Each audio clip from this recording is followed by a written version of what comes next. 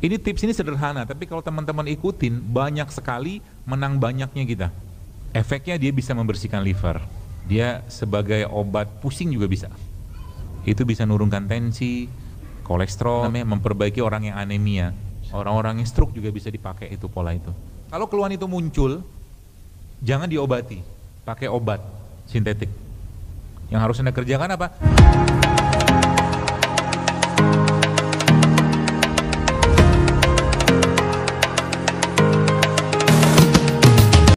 Ada beberapa jenis minuman yang bisa teman-teman pakai untuk meningkatkan daya tahan tubuh kita. Yang pertama, kunyit ini. Kunyit ini kalau Anda ketemukan dengan lemon,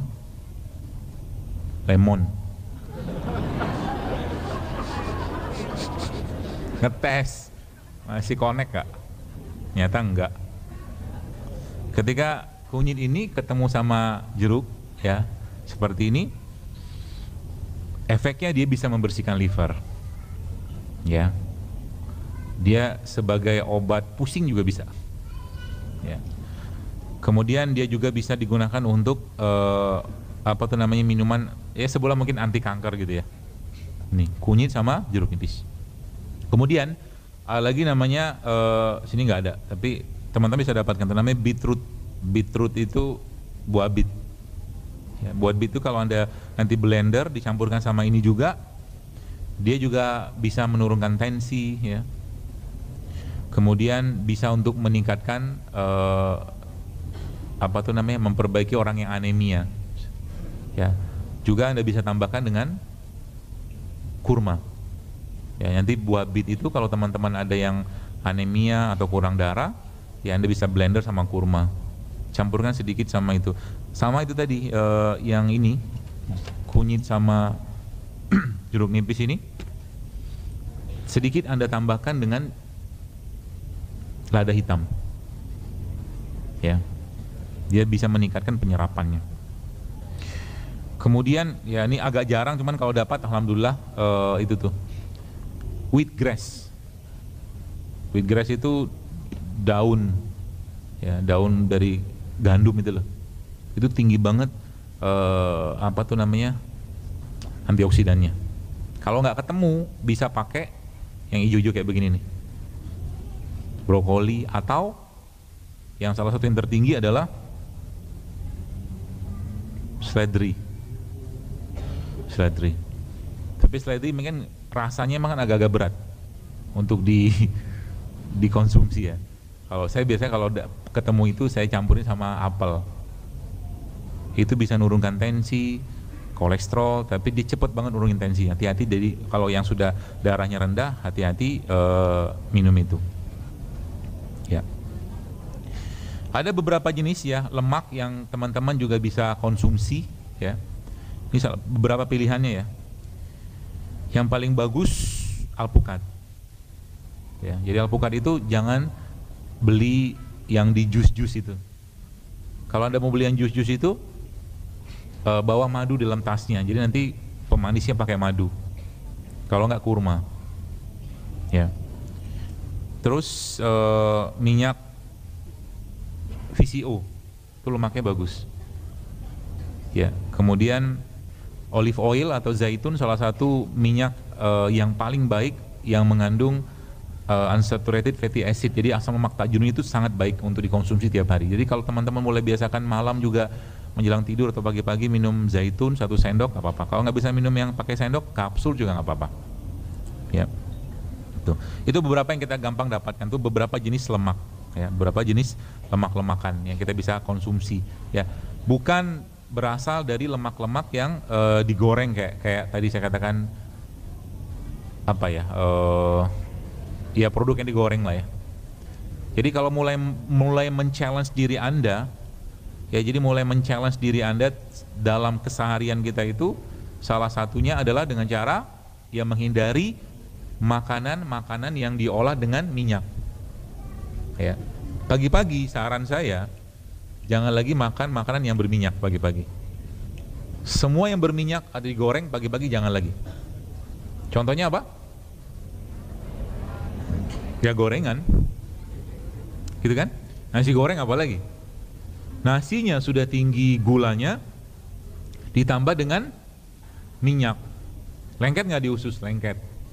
Ya, seperti itu. Jadi itu minyak. Kemudian apa lagi? Pagi-pagi cobalah untuk tidak mengkonsumsi atau menghindari produk yang banyak atau tinggi gula pasirnya. Ini tips ini sederhana, tapi kalau teman-teman ikutin banyak sekali menang banyaknya kita. Ya, jadi pagi-pagi kalau Anda pengen minum kopi silakan, tapi jangan pakai gula. Jangan kopi saset. Kopinya kopi bubuk. Ya, kopi bubuk. Minum kopi aja pagi-pagi bisa. Ya. Dia termasuk pembakar lemak juga. Itu. Kemudian mulailah mengurangi konsumsi nasi putih. Ya, mulai konsumsi nasi putih. Diganti dengan apa? Buah juga karbohidrat, nggak masalah. Ya, kan nasi juga karbohidrat. Ya, itu. Baik, saya kira mungkin cukup. Ada waktu 15 menit kalau ada yang mau tanya. Ya. Kita masuk ke pertanyaan dari WhatsApp. Yang pertama, menanya bagaimana cara hidup sehat dengan budget friendly buat anak muda. Dengan apa? Jadi dia anak muda, dia ingin hidup sehat sekaligus dengan cara yang hemat. Ya puasa. Betul kan? Betul nggak? Nggak keluar duit. Minum air putih sama kurma tiap hari. Kurma datang ke masjid tiap Senin Kamis gratis. Iya nggak sih?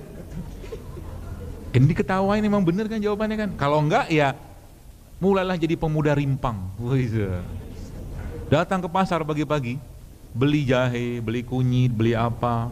Kan banyak pilihannya kan? Gitu. Itu tips sederhananya. Low budget, high impact. Pertanyaan kedua, Ustaz, santan itu sebenarnya bagus atau tidak? Santan.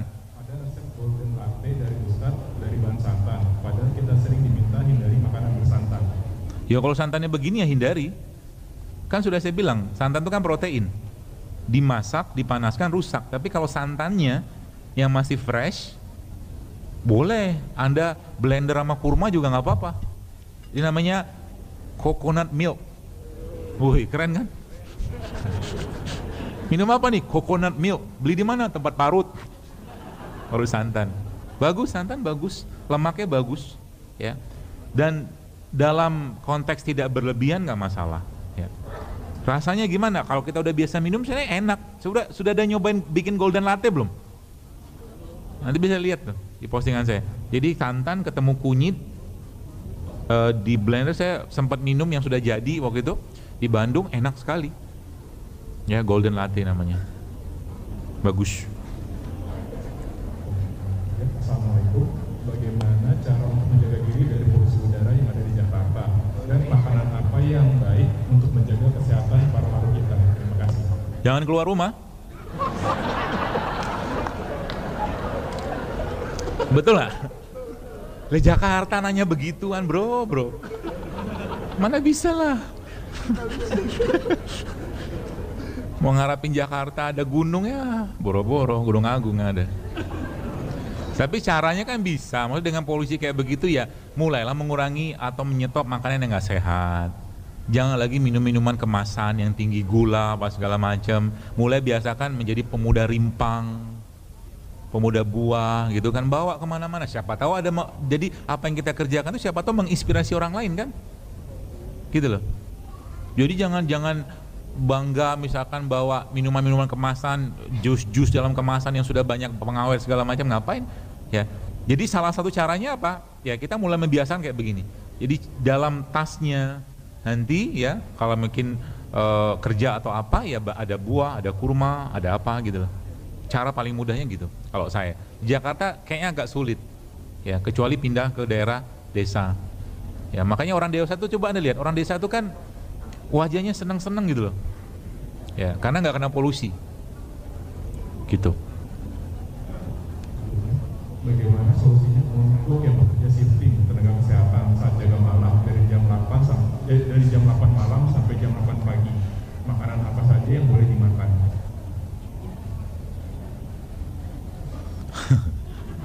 Pertanyaan berat sih. Kalau saya saran sih, kalau memang memungkinkan, pertama cari pekerjaan yang tidak shift. Kalau memungkinkan. Caranya gimana? Jualan jamu kan bisa kan? Yang mau gendong gitu kan? Kan banyak tuh teman-teman di online yang sudah mulai jualan gitu kan? Ya kalau penghasilan jualan jamu lebih gede dari kerja shift, gimana coba?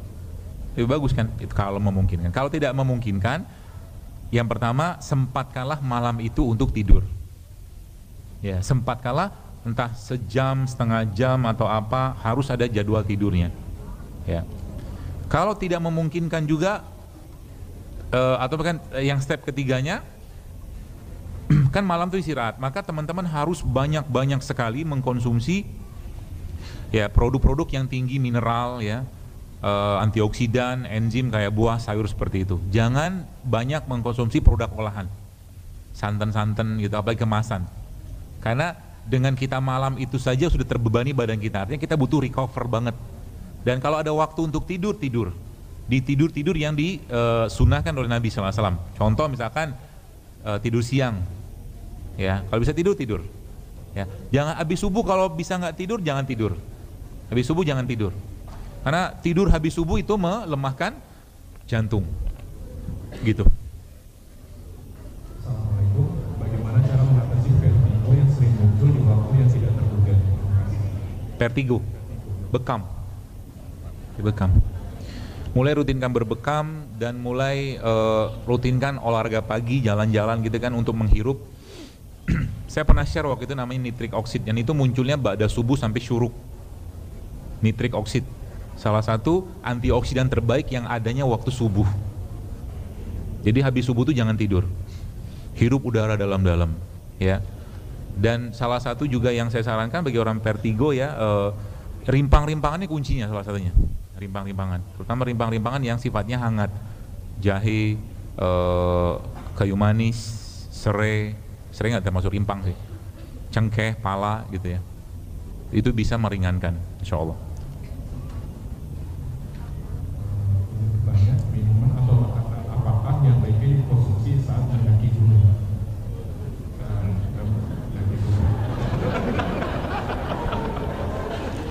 Saya tanya, daki gunungnya buat apa?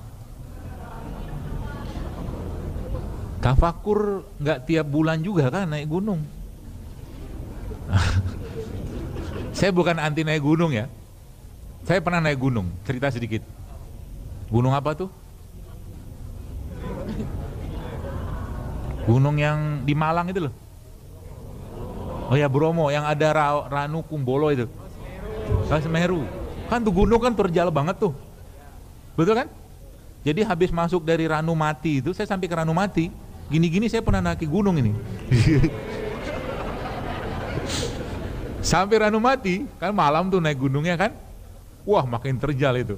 Cerita sedikit, ya. Terus saya mikir, nih kalau saya mati di sini nggak keren banget. Kenapa nggak keren? Mendingan saya mati waktu jihad. Betul nggak? Kan resikonya besar. Sekali-sekali sih silakan, ini saran saya aja sih, bukan melarang. Lebih baik yang lain yang manfaatnya untuk keimanan kita lebih besar. Tadabur alam kan tidak mesti naik gunung. Lihat Metro Mini tadabur itu, lihat kelakuan mereka gitu kan, sopirnya gitu kan, misalkan gitu kan, ya enggak lah, itu kidding, canda. Jadi kalau saya sarankan jangan sering-sering sih, karena kalau mati di sana menurut saya kurang seru. Mendingan Anda mati lagi ngurus masjid, betul nggak? Anda mati lagi nyapu masjid, keren matinya. Mati lagi umroh atau mati lagi sholat gitu kan. Tapi kalau memang tetap mau apa ya, mau naik gunung, makanan apa yang harus dikonsumsi ya, setahu saya sih ya, orang gunung itu kan butuh energi cepat ya.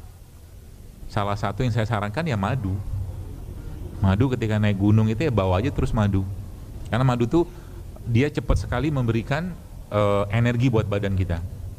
Ya. Caranya gimana? Selain minum madu kayak begini biasa gitu kan, teman-teman bisa juga minum madu ini dengan cara Anda ambil tangan Anda, celupin sini terus taruh di bawah lidah. Kayak orang minum obat jantung gitu. Itu cepat juga penyerapannya. Ya, jadi taruh di bawah lidah. Jadi kalau lagi lemes, lagi apa? Lidahnya dibuka, lalu taruh madunya di situ sampai dia keserap. Ya, orang-orang yang stroke juga bisa dipakai itu pola itu. Gitu. Protein juga perlu ya, protein. Kalau serat saya agak kurang sarankan, sebab nanti kalau seratnya tinggi dia kan gampang BAB kan. Di gunung kan susah BAB-nya. Dan saya sudah merasakan susahnya BAB di gunung. Kayak kucing mencari tempat yang gelap. Nah gitu lah, nggak usah dibahas. Apa lagi? Assalamualaikum Ustaz. Suami saya divonis gagal ginjal dan sudah menjadi pasien hemodialisa. Mohon doa semoga Allah memberikan kesembuhan. Pertanyaannya, apa penyebab utama penyakit gagal ginjal menurut Ustaz, dan apa kiat-kiat yang dapat kami lakukan dalam rangka berjuang menuju kesembuhan? Ya, semoga Allah sembuhkan beliau ya. Apa penyebabnya? Ya makanan. Paling sering makanan, terutama makanan-makanan yang tinggi kalori ya, tinggi gula seperti itu yang akhirnya mengganggu ginjal. Ya maka saya sarankan banget teman-teman mulailah untuk menghindari atau stop kayak gula pasir, tepung gitu. Karena itu tinggi banget, termasuk nasi putih juga tinggi gulanya. Lama-lama gagal ginjal itu adalah biasanya ya, nanti mungkin bisa di browsing lah lebih detail, banyak kok. Dimulai dari adanya masalah yang lain, contoh orang darah tinggi. Darah tinggi lama-lama kalau jantung sudah nggak mampu kompensasi ya ginjalnya kena. Orang diabetes, ya. Nah pertanyaan diabetes itu muncul karena apa? Karena terlalu banyaknya produk yang ya mengganggu ginjalnya, ya, pankreasnya seperti itu. Maka ya makanan-makanan seperti itu dihindari. Dan tubuh kita ini Bapak Ibu sekalian nggak langsung ujuk-ujuk sakit, ya. Tapi kalau dia sudah mulai sakit, maka dia akan memberikan tanda. Tanda-tanda saya jelaskan tadi itu, ya. Tanda tadi kau sering banget pusing, sering susah buang air besar, sering sering macam-macam lah, ya. Keluhan-keluhan yang kalau keluhan itu muncul, jangan diobati, pakai obat sintetik. Yang harus Anda kerjakan apa? Benerin makanan, banyakin minum dulu. Ya, cara paling gampang, dan rimpang-rimpang ini menjadi solusinya. Ya. Terus pengobatannya apa?